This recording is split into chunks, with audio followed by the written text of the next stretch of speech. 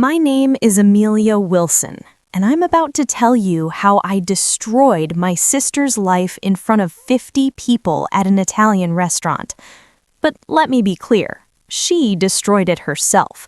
I just made sure everyone was watching when it all came crashing down. You know that sick feeling you get when something's wrong but you can't prove it? That hollow sensation in your gut that keeps you up at night? I lived with that for 3 years.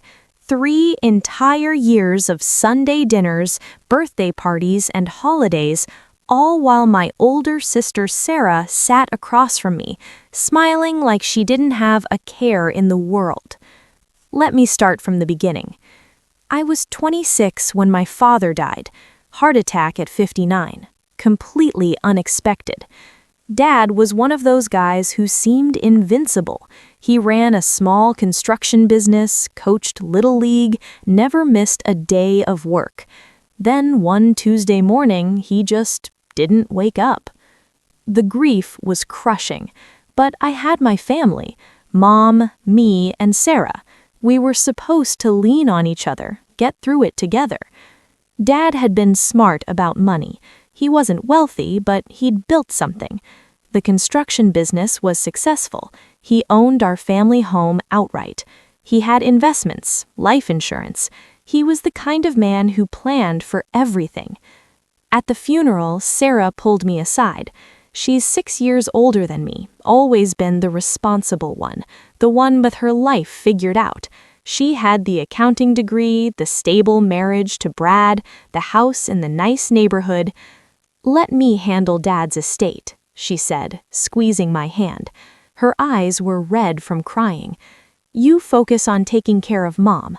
I'll deal with all the paperwork and legal stuff." I hugged her. "Thank you. I don't think I could handle it right now." "That's what big sisters are for," she said. I trusted her completely. Why wouldn't I? She's my sister. The first strange thing happened about 6 months later. Sarah and Brad bought a new house. Not just a house, a gorgeous 4-bedroom colonial with a wraparound porch in the wealthiest part of town, the kind of place that costs serious money. Brad got a huge promotion, Sarah explained at Sunday dinner. All those late nights finally paid off. It made sense. Brad worked in medical device sales, good industry, decent money. Mom was thrilled for them. I was happy too, even though I felt that little pang of jealousy. I was still in my cramped 1-bedroom apartment, struggling with rent. Then came the cars. Within a year, they both had new vehicles. Sarah got a BMW, Brad got a luxury pickup truck. "Amazing lease deals," Sarah said with a casual wave. "You should look into it, Amelia."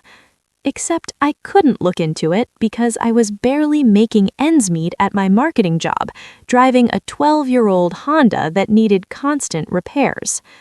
But here's the thing that really started bothering me. About 2 years after Dad died, Mom mentioned she was worried about money. We were having coffee, just the two of us. Mom looked tired, older than her years. "I'm thinking about selling the house," she said quietly, staring into her mug. "The expenses are just too much." I frowned. What about Dad's life insurance? And the business? Didn't that sell for good money? Mom looked confused. Sarah handled all of that. She said after all the debts were paid, there wasn't much left. We were lucky to break even, she told me. Break even. Those words echoed in my head all the way home. My father, who'd owned a successful business for 20 years, who'd paid off the house, who I'd once heard bragging to my uncle about his investment portfolio hitting 6 figures. Break even. That night, I couldn't sleep. I kept thinking about Sarah's new house, the BMW, the vacation photos from Hawaii she'd posted on Instagram, the designer handbags I'd noticed. "You're being paranoid," my boyfriend told me. "Maybe your dad had debts you didn't know about." But I couldn't let it go. Something felt wrong. I started researching. I learned that estate records are public, that estate documents can be accessed by family members. I spent 3 months navigating the system, calling the county clerk's office, filling out forms, hitting dead ends, trying again. I couldn't afford to hire a lawyer, and I didn't want to alert Sarah if I was wrong, so I did it myself, slowly and carefully. The documents finally arrived on a Tuesday afternoon. I'd taken off work, told my boss I had a dentist appointment. I sat in my car in the county records office parking lot, holding that manila envelope, hands shaking. When I opened it, the room started spinning. Dad's estate was worth $847,000. $847,000! I read it again and again. The business sale, the house value, the life insurance payout, the investment accounts, it was all documented, itemized in black and white. According to Dad's will, the estate was to be divided equally 3 ways: Mom, Sarah, and me. We should have each received approximately $282,000, but the distribution paperwork only showed Sarah's name. I kept reading, my hands trembling so badly I could barely hold the pages. There were documents with Mom's signature, power of attorney forms, estate settlement agreements. My mother had signed everything, but I knew she hadn't understood what she was signing. She'd been drowning in grief. Sarah had taken advantage of that. The paper trail was clear. Sarah had systematically liquidated every asset, the business, the house, the investments, and she'd funneled every single penny into accounts bearing only her name. She'd stolen nearly $300,000 from me, another $300,000 from our mother, and for 3 years she'd sat across from us at dinner, passing the bread basket and asking about our weeks. I sat in that parking lot for 2 hours, reading through everything multiple times. Property transfers, bank statements, investment liquidations. It was all there, a complete roadmap of her betrayal. I wanted to scream. I wanted to drive to her perfect house with her perfect porch and tear it down brick by brick. I wanted to call her right then and unleash everything. But I didn't. Because in those 3 months of research, I'd learned something important: patience, strategy. If I confronted Sarah privately, it would be my word against hers.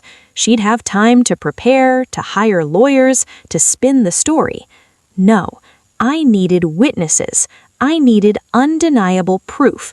I needed everyone to see the truth at once. I made copies of everything, put the originals in a safety deposit box. Then I spent money I didn't have on a lawyer consultation. The lawyer, a sharp-eyed man named Mr. Peterson, reviewed the documents with widening eyes. "This is fraud," he said flatly. "Elder financial abuse. Theft. Your sister could face criminal charges." "I know," I said, "but I'm not ready to move yet." He looked at me like I was crazy. "Why wait? I have a plan." Mom's 70th birthday was coming up in 4 months. Sarah had already started planning a big celebration. She'd been talking about it for weeks. A family party at Mom's favorite restaurant, with all the relatives and Mom's friends invited. Perfect. Those 4 months were torture. Every Sunday dinner was agony, watching Sarah hug Mom, tell stories about Dad, play the devoted daughter, all while knowing what she'd done. "You seem distant lately," Mom said to me once. "Everything okay, honey?" "Just work stress," I lied. "Big project." Sarah would chime in, all concerned. "Amelia, you work too hard. You need to take care of yourself." I'd smile and nod and excuse myself to the bathroom, where I'd splash cold water on my face and remind myself, wait, just wait. I used those months well. I gathered additional evidence, tracked down Dad's former business partner, who confirmed the business had sold for $340,000, way more than Sarah had claimed, got copies of the property transfer records on Sarah's house, compiled everything into an organized presentation that would make a prosecutor weep. My lawyer and I drafted a civil lawsuit, had it ready to file. I just needed to give the word. 1 week before Mom's 70th birthday party, Sarah called me. "Hey Amelia, so about Mom's party, I was thinking we should split the costs. The private room is $500, plus cake and decorations, probably $800 total. So $400 each?" I almost laughed out loud. She wanted me to help pay for the party where I was going to destroy her life. "Sure, Sarah, that sounds fair." "Perfect. I'm so glad we're doing this for Mom. She deserves a special celebration. Dad would have loved this." The mention of Dad made my jaw clench. Yeah, he would have. The day of the party arrived. I dressed carefully. A navy blue dress, the pearl earrings Dad had given me for my college graduation. I wanted to look credible, put together. I arrived at Marcello's Italian restaurant 30 minutes early. Sarah was already there, with Brad, hanging decorations in the private room. "Amelia, thank God, I need help with this banner." I helped her hang a happy 70th birthday banner across the back wall. We arranged centerpieces, set out the photo display Sarah had made, beautiful pictures of Mom through the years, including several of her and Dad together. "This looks really nice," I told her, and I meant it. In another universe, where my sister wasn't a thief, this would have been a perfect party. Guests started arriving. Aunts, uncles, cousins I hadn't seen in years. Mom's book club friends, her church group. Everyone hugged Mom, wished her happy birthday.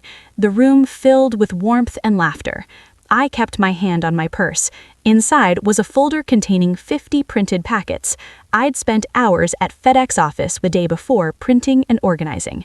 Each packet had a cover letter explaining what they were about to read, followed by the key documents: Dad's will, the estate inventory, the transfer records, bank statements where the money went. "You okay?" My cousin Jennifer touched my arm. "You look nervous." "I'm fine, just want everything perfect for Mom." Dinner was served. Caesar salad, then chicken marsala, Mom's favorite. Everyone ate and chatted. Sarah made a toast about Mom's strength and grace. I couldn't focus on her words. My heart was pounding so hard I thought people at the next table might hear it. Then came dessert, a gorgeous 3-tier cake with buttercream frosting and sugar flowers. Everyone sang happy birthday. Mom blew out the candles, tears streaming down her face. "I'm so blessed," she said, looking around the room, "to have all of you here, to have my beautiful daughters. Your father would be so proud of the women you've become." That's when I stood up. The chair scraped loudly against the floor. Everyone turned to look at me. "Actually, Mom, before we cut the cake, there's something important I need to share with everyone." Sarah's smile faltered. "Amelia, what are you talking about?" I opened my purse and pulled out this stack of folders. My hands were steady now. Adrenaline had taken over. 3 years ago, when Dad died, Sarah volunteered to handle his estate. My voice carried across the silent room. She told us she'd take care of everything. She told us that after debts were settled, there wasn't much money left, that we were lucky to break even. Sarah's face went pale. "This isn't the time." That was a lie. I started walking around the room, placing folders in front of people. Uncle Jim, Aunt Carol, Mom's best friend Patricia, my cousin Jennifer. Dad's estate was worth $847,000. According to his will, it was supposed to be divided equally between Mom, Sarah, and me. We should have each received approximately $282,000. "Stop it right now." Sarah stood up abruptly, her chair tipping backward. "Mom's birthday is not the place for—" "Where would be the place, Sarah?" I turned to face her directly. "Next Sunday dinner? Christmas? Another 3 years from now? When exactly were you planning to tell us the truth?" Mom's hands were trembling as she opened her folder. I don't understand." "Sarah committed fraud. She manipulated you into signing documents you didn't understand while you were grieving. She liquidated Dad's entire estate and kept every penny for herself." I pointed at the documents. "It's all there. Property transfers showing she used Dad's money to buy her house, bank records, everything." The room exploded into chaos. Uncle Jim was on his feet reading his copy with his face turning red. "Jesus Christ, Sarah! Is this true?" Aunt Carol gasped, one hand over her mouth. The house? The cars? I knew something felt wrong. Brad was staring at Sarah with a look of complete shock. What is she talking about? What money? Sarah wasn't looking at any of them. She was staring at me with pure, undiluted hatred in her eyes. You have no idea what you've just done, she said in a low, venomous voice. Oh, I know exactly what I've done. I pulled one more document from my purse. This is a civil lawsuit for fraud, theft, and elder financial abuse. My lawyer is filing Monday morning. You can either settle, pay back every penny you stole with interest, or we'll see you in court. And Sarah, the criminal charges aren't far behind. Mom stood up slowly, like she'd aged 20 years in 2 minutes. She walked over to Sarah, just staring at her. Sarah, look at me. Mom's voice was barely a whisper. Is what Amelia's saying true? Sarah's face crumpled. For just a moment, I saw something that might have been remorse. Then her jaw set, and the defensive anger returned. It's more complicated than she's making it sound, Sarah started. Dad would have wanted. Don't you dare, Mom's voice cracked. Don't you dare tell me what your father would have wanted. I was the one who worked with him. Sarah's voice rose now, tears streaming down her face. I helped with the business. I was there. Amelia was off bouncing between jobs, never committing to anything. So you decided to be judge and jury? My voice was shaking now too. You decided you deserved everything and we deserved nothing? I held this family together after he died, Sarah shouted. Who took care of everything? Who made sure Mom was okay? Who stole $600,000 from her own family? That's what you did, Sarah. You can justify it however you want, but that's the truth. Mom took a step back from Sarah, shaking her head slowly. How could you do this to me, to your sister, to your father's memory? Sarah reached. Mom, please, if you just let me explain. Don't touch me. Mom's voice was ice. Don't you ever touch me again. Mom turned and walked out of the restaurant. I grabbed my purse and followed her, leaving the folders behind like grenades that had already detonated. I found Mom sitting on a bench in the parking lot, crying harder than I'd seen since Dad's funeral. I'm sorry, I said, sitting beside her. I'm sorry I did it this way, but I needed people to see. I needed witnesses. If I'd confronted her privately, she would have lied, made you look like the jealous little sister. Mom wiped her eyes. You did the right thing. It was brutal, but you did the right thing. We sat there for a while. Inside, I could hear raised voices, arguments. At one point, Brad came storming out and drove away without looking back. Sarah followed about 10 minutes later, walking to her BMW with her head down, not looking at anyone. Then, something unexpected happened. People started coming outside, not to leave, but to check on Mom, to offer support. Uncle Jim brought out 2 slices of cake on paper plates. Can't let good cake go to waste, he said gently. Somehow, we ended up having an impromptu gathering right there in the parking lot. Someone retrieved the photo display from inside. We sat on benches and car hoods, eating birthday cake with plastic forks, sharing real memories of Dad. He was so proud of both his girls, Aunt Carol said, but he worried about Sarah, said she cared too much about appearances, about keeping up with others. That's why his will was so specific. Equal shares. He wanted to make sure you and your mom were protected. Mom squeezed my hand. Your father would be proud of you, Amelia. What you did today took real courage. I was terrified, I admitted. That's what courage is, she said. Doing what's right even when you're scared to death. The lawsuit took 8 months to resolve. Sarah fought it initially, hired an expensive attorney, claimed she'd use the money for family expenses, but the evidence was overwhelming. Her lawyer eventually advised her to settle. She paid back the full amount, $564,000, plus 3 years of interest, plus my legal fees. It came out to about $670,000 total, split between Mom and me as it should have been from the start. The criminal charges were more complicated. The district attorney's office got involved. Elder financial abuse is taken seriously in our state.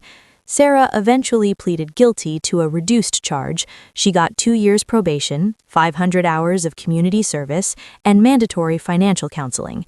She also lost her CPA license. Her career was over. Her marriage didn't survive either. Brad filed for divorce within 6 weeks. Turns out he genuinely hadn't known about the stolen money. When he found out, he was devastated. His entire life with Sarah had been built on a lie. Mom bought a smaller, manageable house. She donated a significant portion of her settlement to charity, a scholarship fund in Dad's name for kids interested in the construction trades. "Your father would love this," she said. I paid off my student loans, bought a reliable car, and put a down payment on a modest condo. Nothing extravagant, just stable, secure, the way Dad would have wanted. Sarah moved to Georgia. We haven't spoken since that night. She sent one email, months after everything was finalized. "I hope you're happy, Amelia. You destroyed our family." I never responded, because she was wrong. She destroyed our family 3 years before I ever walked into that county records office. I just refused to let her get away with it. Mom asked me once if I regretted how I handled it, the public confrontation, ruining her birthday party. "I could have done it privately," I said, "but then it would have been my word against hers. This way, everyone saw the evidence. Everyone knows the truth." "It was smart," Mom said. "Ruthless, maybe, but smart." Dad always said, "Don't get mad, get even." Mom smiled sadly. He did say that. Here's what I want people to understand. I didn't do this purely for revenge. Mostly, I did it because it was right. My father worked his entire life to build something, to leave something for his family. Sarah had no right to take that away. I did it because Mom deserved the truth, no matter how painful. I did it because staying silent would have made me complicit in the theft. And yes, part of me wanted Sarah to feel what I felt, the betrayal, the humiliation, to understand that actions have consequences. She stole from us for 3 years and slept soundly in her beautiful house. Now she thinks about it every day. People ask if I feel guilty. The answer is no, not even a little. Sarah made her choices. I just made sure she faced the consequences. That birthday party ended up being more meaningful than any normal celebration could have been. We all saw the truth together. We sat in that parking lot and remembered Dad honestly, not through Sarah's carefully curated version, but as he really was. Hardworking, generous, a man who tried to do right by his family, even after death. His final wishes deserved to be honored. A few weeks after everything was settled, I visited Dad's grave. I brought fresh flowers and knelt by the headstone. "I got her, Dad," I whispered.